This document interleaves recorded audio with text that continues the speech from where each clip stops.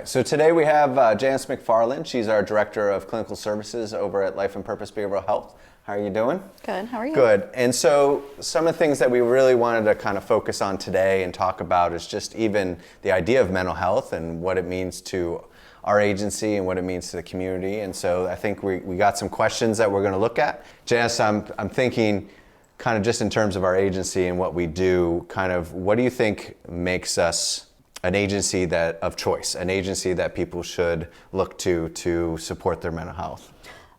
I think part of what makes us different as an agency is the constant drive that we have to be bringing different clinical orientations, interventions, level of care, different services. We were the first agency in the Mid-Ohio Valley to bring an intensive outpatient level of substance use disorder services in 2015.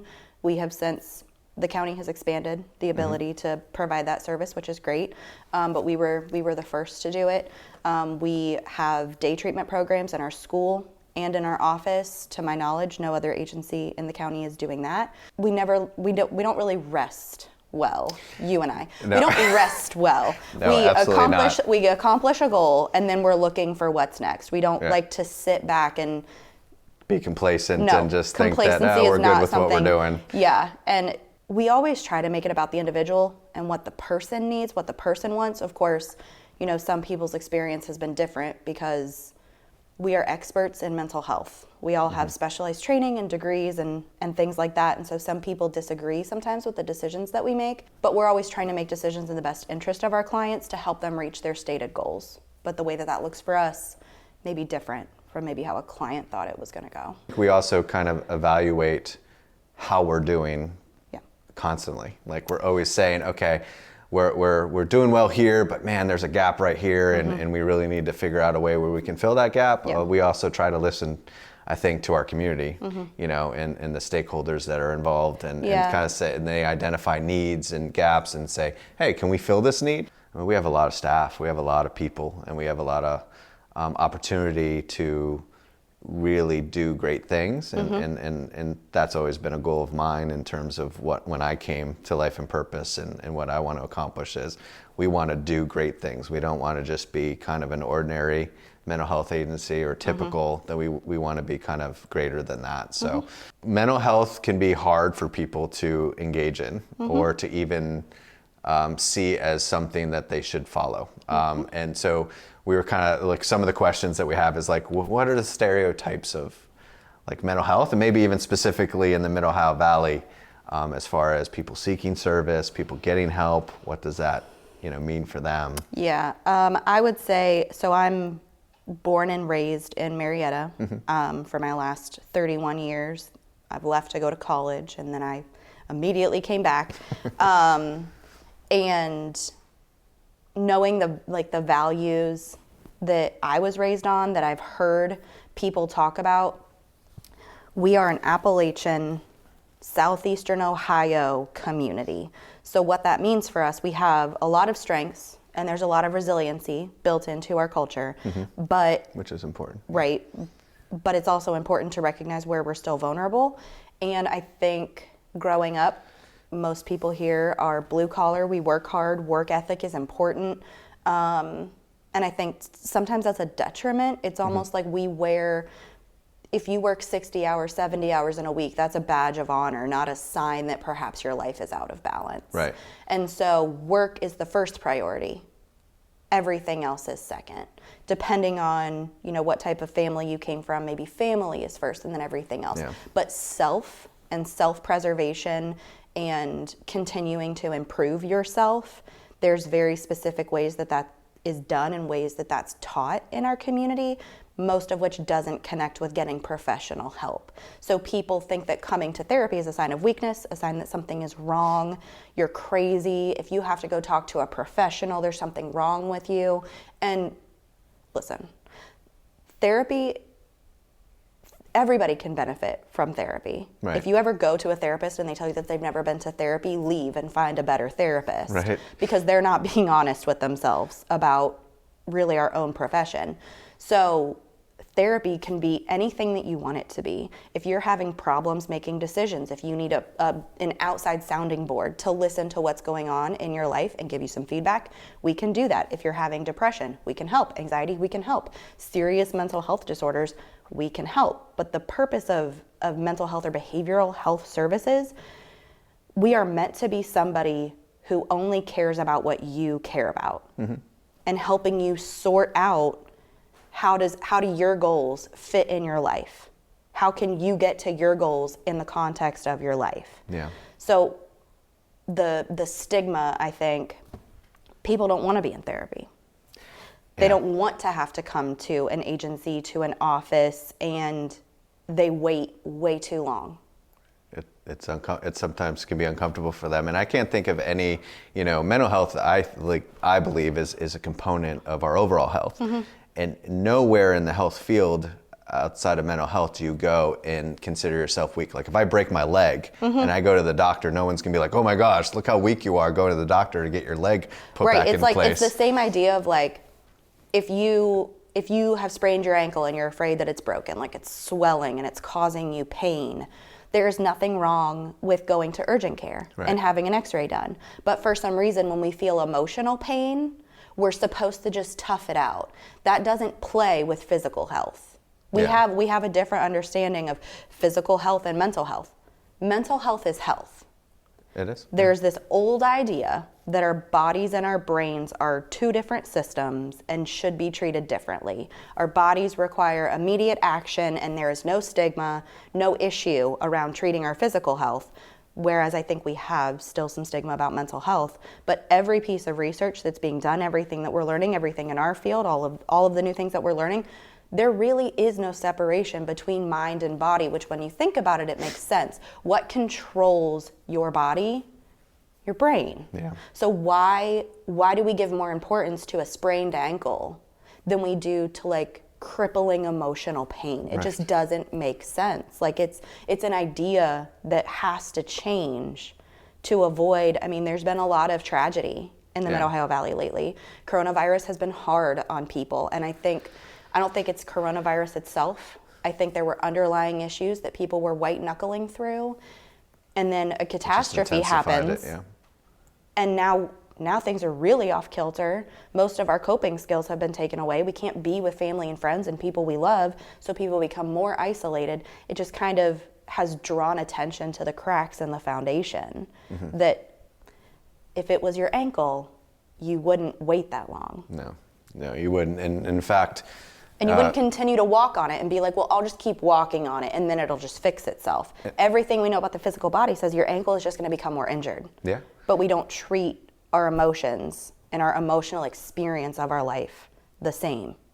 There's a couple things that really stand out to me in what you're saying is, number one, there's like an urgent care like on every block. Right. And so they pop up everywhere, which means there's a lot of people that freely seek out, that we're designed to not be alone. In fact, the more alone we are, the more decompensating we will become, because, if you think about people in prison, you put them in social isolation for, months at a time, they're going to decompensate and even maybe have, psychosis. Yeah, the only true way to punish a prisoner is to put them in isolation, where they don't have contact with other people. Right. So the idea that we should handle all of our emotional problems by ourselves is completely opposite to our biology. Right. Yeah. Absolutely. And so I think, as long as we continue to silo physical health and mental health, or, then we're going to continue to have those problems. But I also think for people, they don't understand it. And so it's hard to kind of like, I can understand, like, I'm gonna help walk you to the car to get you to the urgent care if you have a sprained ankle, but I don't know how to help you if you're breaking down, crying and upset and don't know what to do. And so, I think that plays a huge role. I think there still is a little like mysticism about mental health and about what mental health professionals do, because I talk to the LPCs that are under my clinical supervision all the time. I'm like, listen, you guys, our system right now, like mental health, I can't take your blood and figure out what's going on with you. I can't take a picture of your insides and figure out if you're broken or not.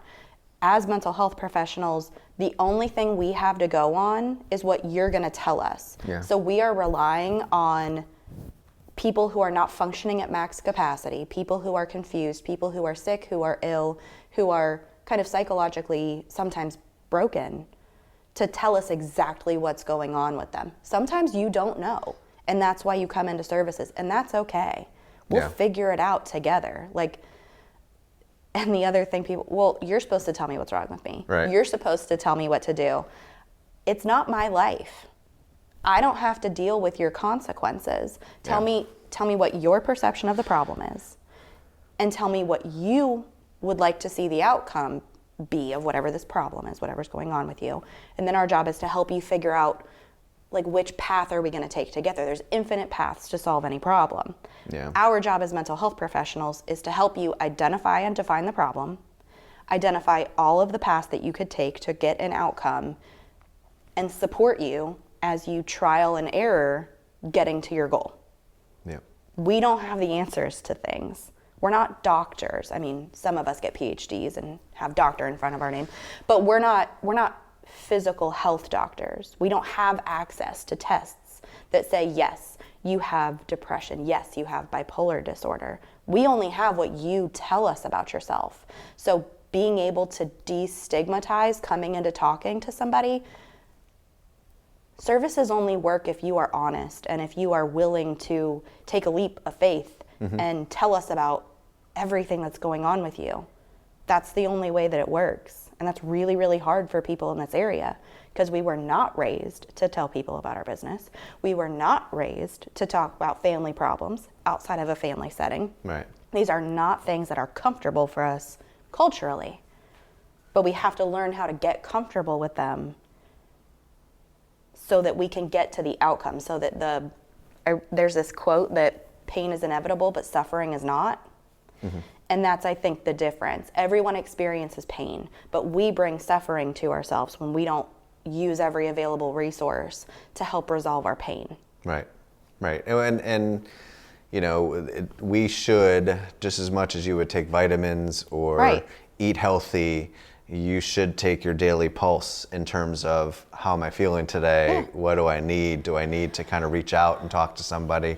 Not necessarily in terms of therapy, but just, hey, I need to talk to a friend and you know, and or have somebody tell me a joke so I laugh. And I always tell people that, like, you should have a team, and I'm a sports person. Sure. So I always talk about, like, think about it like a basketball team or a football team, really any professional sports team.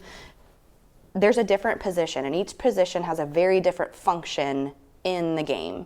So everybody on my personal team, everybody doesn't have to be everything. You should have the friend who is always dramatic and always has something going on. On a day that you need to be distracted from your own mess, you can call and listen to their mess and be like, man, my life is not as crazy as I thought it was. We have the friend who every time you call, they're like, oh, well, I'll make you some dinner and I'll bring it over. Yeah. We need that friend. We need the friend who is just like, man, don't worry about it. Let me tell you something funny that happened to me. That, like, everybody has a different purpose. And I think there's also this misconception when I talk to people about building up their support networks, that they need to find people that do no, people aren't like that. Everybody is different. Everybody has a different purpose, and that's perfectly okay. Build a team, but, like, have a coach, which is like a therapist. Maybe it's a parent, maybe it's somebody that you trust, maybe you're in a 12-step program, it's your sponsor. Have a coach, like, have the person that you go to that's like, this is my North Star.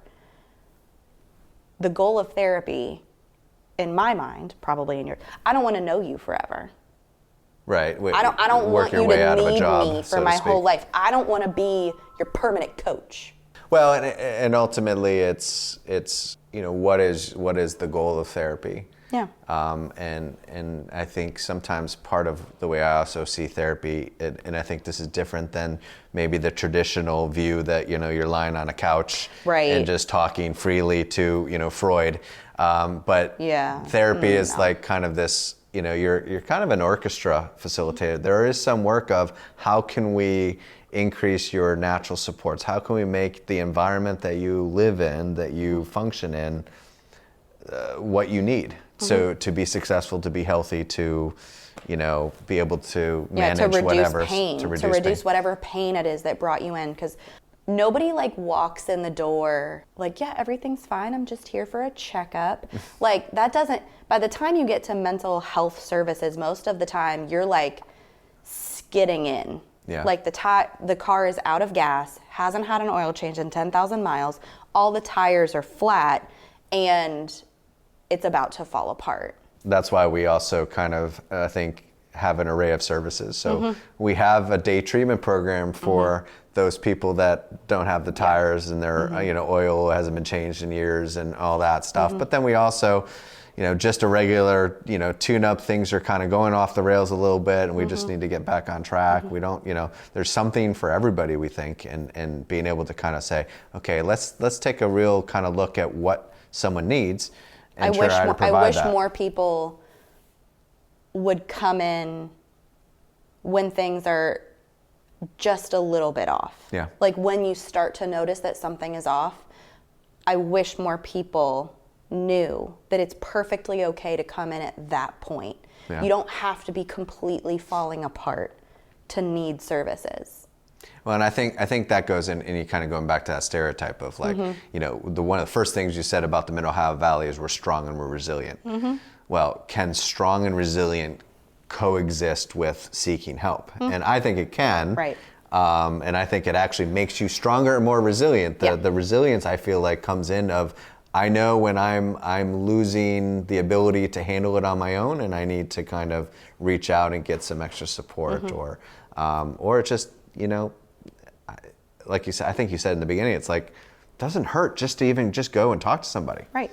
Even if you don't even have to have like a, major issue, just, hey, it helps to kind of talk, get things off your chest, be able to kind of run through things. I mean, we end up needing to do that, frequently, just to kind of make sure we're, we don't want to be running on autopilot all the time. We need to kind of stop, park the plane and say, okay, let's prepare for the next flight. And resilience doesn't mean invincible, and resilience doesn't mean without help. Resilience is about adapting to whatever's going on in a healthy way, in a way that furthers whatever your goals are. So this idea of resilience or grit, or I think grit is a good word for the Mid-Ohio Valley, and the whole like pull yourself up by your bootstraps and don't let them see you down, don't let them see you cry, don't let them see you sweat. There is nothing wrong with people knowing that like today's not my day. Right. Like you can be honest about that. Being honest about today's not my day, that may be the actual resilience that gets you through the day so that tomorrow has the capacity to be a better day. So let me ask you this. Have you been to therapy? Yep. And what was that experience like for you? I was in college. I was in my undergrad, and an extreme depressive episode just out of nowhere. It was Easter Sunday in like 2009, out of nowhere. And I just woke up one day and I felt different. I felt like numb. And I was like, this isn't normal. And at the time, so I was in college to study psychology, knowing that I was going to be a counselor someday. So all of those same ideas of like shame and self-doubt and like, you're studying, you should know how to do this, blah, blah. And like, well, actually everything I'm studying really truly says that when you're in it, you sometimes don't know how to find your way out. So I went to my like campus counselor guy up at Ohio State, and I saw him for probably like a year. And at some point he just looked at me and he was like, you're okay now. And I was like, okay, like I kind of felt that way, but like it's nice to hear you say it. It was like really validating. And he didn't tell me what to do. He didn't tell me how to handle my problems. He just came in and asked me questions that made me think. I came up with the answers. All he did was ask me questions. Yeah. Which is really all we end up doing. No, and I think, it sounds like you kind of found a really good fit, and it worked. I remember probably a little bit after college, it was I don't know, I was in a kind of career crossroads, wasn't sure where it was going, long term, and that was kind of causing some breakdown. I'll tell you what, the first therapist I saw, I did not like. And I was like, I can't do this. This is, and that happens, Yeah. it's like, and it wasn't until like a friend of mine's like, hey, I got somebody. She's really good. Like, go talk to her. And so that's what I did. And that one worked out really well. And I was kind of able to kind of work through whatever I was working through. Moved to Cincinnati, did work over there, and just kind of like, okay, I'm finding my way, and kind of got myself back on track. But so I think sometimes it's kind of like, you got to just see, if it doesn't work, it doesn't mean that you abandon ship. Right. You just kind of find, who's going to be a better psychological fit for you, and who's going to work. And like, as I think about it, that therapist that I saw, I don't know that I liked him. Like, I don't know that it was a fit, but like, I trusted that what he told me he was there to do, he was going to do. Right. And so I was patient and open. Not all the way honest at first, but open. Eventually it got there. It wasn't like, yes, like, this is a good vibe. I like you as a person. It was just, you're the professional that's here to help me. Yeah. So I'm going to trust that you know what you're doing.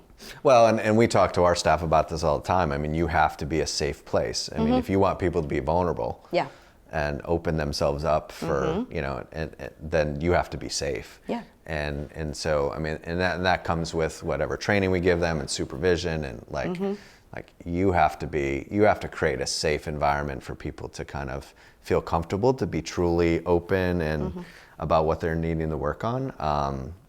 But therapy is not about opening deep, dark secrets and doing that. It's a lot of listening. It's a lot of facilitating, at least in my experiences. I'm going to help people get where they need to be. If they don't want to go down this road, then we don't have to go down that road. Right. Got to be where clients are at, and work from there. So I think that's been an important lesson. Sometimes we always kind of think that the best option is to try to solve someone's problem. No. And I've learned early on in my career that doesn't work. No. And so we don't want to solve people's problems. We want to help them solve their own problems and find good solutions, healthy solutions, things that are going to work for them. Which I think is super frustrating for clients when they're like, no, you're supposed to tell me what to do. And it's like, no, I'm not. Because if I tell you what to do and you do it and it works, now I'm the only person that can solve your problems. Right. But on the other hand, if I tell you what to do and then and it doesn't work, like, now what happens to our relationship? Is my opinion valid anymore? Do you continue to come see me, or do you abandon ship like you were talking about before and like, oh, that didn't work for me? It's not my job. It's not my life. It's not my consequences. I'm supposed to get you to think about things maybe in a different way than you've been thinking about them, so that you can start connecting your own dots, so that you can create your own map to where you want to be. Yeah.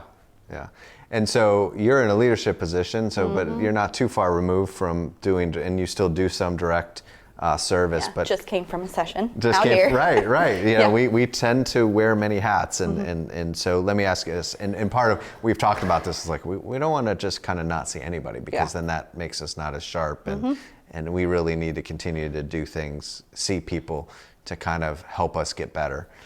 What has been your experience with kind of treating people in the Mid-Ohio Valley, or just being as a therapist and providing service? What's that experience been like, or kind of? So I've been at the agency for just like a month over 7 years, and my experience has been varied, and gratefully so. Yeah. I started out as a traditional non-intensive outpatient therapist, so I worked 40 hours a week, and all 40 hours were filled with a different person who had different issues and different problems, and I had to be a different version of myself for 40 hours, like 40 individual hours every week, which was personally very exhausting and taxing for me. So in late 2014, early 2015, when we were talking about starting the intensive outpatient level of care for substance use, I just said, I need to do something different. Like, I'm feeling a little too burnt out. I don't know that this is my jam. So I found addicts and alcoholics, and they are my people. I am much more comfortable sitting in a room full of people who may have just been in the parking lot with a needle or a bottle than I am in like a casual social situation. Sure.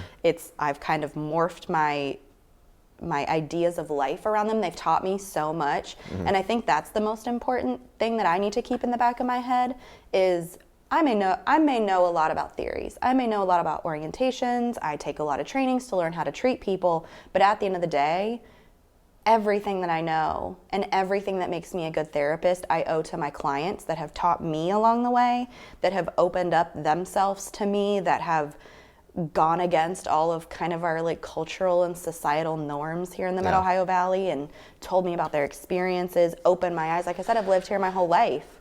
I had no idea the pain and suffering that exists in this community. I didn't know that drugs existed in this community until I started working at the time it was L&P services, now Life and Purpose. I didn't know that existed. My experience was so opposite. Yeah, and I was thinking one of the questions we were looking at is like kind of what did you know about I didn't know about mental health when I was a kid. I mean, I knew about psychology in high school. Like I took a psychology class and diagnosing, Ted Bundy and different kind of, people that, celebrities and stuff like that, and just the psychology of the mind. But in terms of, mental health, and that's a service, and there's counselors and stuff like that. It wasn't until my practicum with an agency of working with, I was like 22 years old. It was years ago. I didn't have gray hair. And I'm this young looking guy who is going into people's homes and talking to them and trying to help kids stay with their families and not get removed, and helping parents kind of work with kids with challenging behavior. And I remember in my grad school program, there was people that went right from undergrad to grad, and I didn't. I went undergrad and then I worked for 3 or 4 years working with people, and then went to grad, and it was like, that was my counseling program. Like the work experience, the opportunity to help people. That was my training ground. And so I really relate to the idea of like clients teach me the most about working in this field, more so than any book or whatever. And I think that that's especially true with people who have substance use disorders. I am not somebody with lived experience having a substance use disorder. Of course, like I feel like everybody, it exists in my family. It has created massive problems in my family. We've lost family members to it. But I remember growing up, my idea of mental health, my awareness of mental health was that pretty much everybody in my family was taking an antidepressant. Yeah. And that was it. Like as I got older, I started hearing stories about like my cousins like being in therapy. And so I would ask them, I'd be like, what do you go to a therapist for? And they're like, just to talk to somebody. And I was like, oh, okay. And then in high school, I was with a boy whose mother is a therapist. Right.